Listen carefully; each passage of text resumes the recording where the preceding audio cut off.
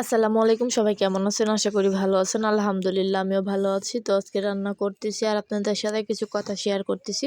তো আজকে হচ্ছে অনেক লেট হয়ে গিয়েছিল, যার কারণে আজকে গ্যাসেই রান্না করতে হয়েছে।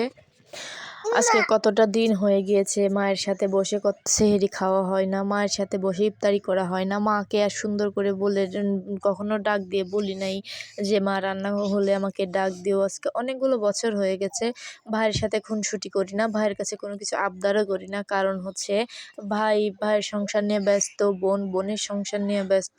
আসলে ছোটোবেলাটাই ভালো ছিল। ছোটোবেলায় যখন রোজা হইতো তখন আসলে ভাই বোন দুজনই কে আগে উঠবে, কে আগে সেহরি খাবে, এটা নিয়ে হচ্ছে মারামারি করতাম। বা কে আগে ইফতারি করবে, কাকে মা বেশি দিচ্ছে, কাকে মা কম দিচ্ছে, এটা নিয়েও ভাইয়ের সাথে মান অভিমান করতাম।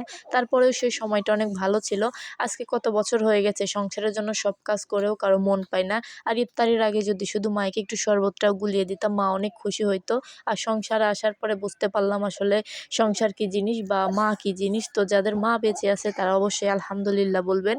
মা বেঁচে থাকা, যদি মা রান্না করতে যাইতো মাকে একটু সাহায্য করতাম, মা বলতো যাও রোজা রাখছো, গলাটা শুকিয়ে যাবে, পরে আর রোজা রাখতে পারবে না, কষ্ট হবে। আর এখন সংসারে আসার পরে সারাদিন এত কাজকর্ম, সেহরি বানানো, ইফতারি বানানো, সবকিছু করা, তারপরেও কেউ বলে না যে তুমি রোজা রাখতে কষ্ট হবে। আসলে এটাই মা।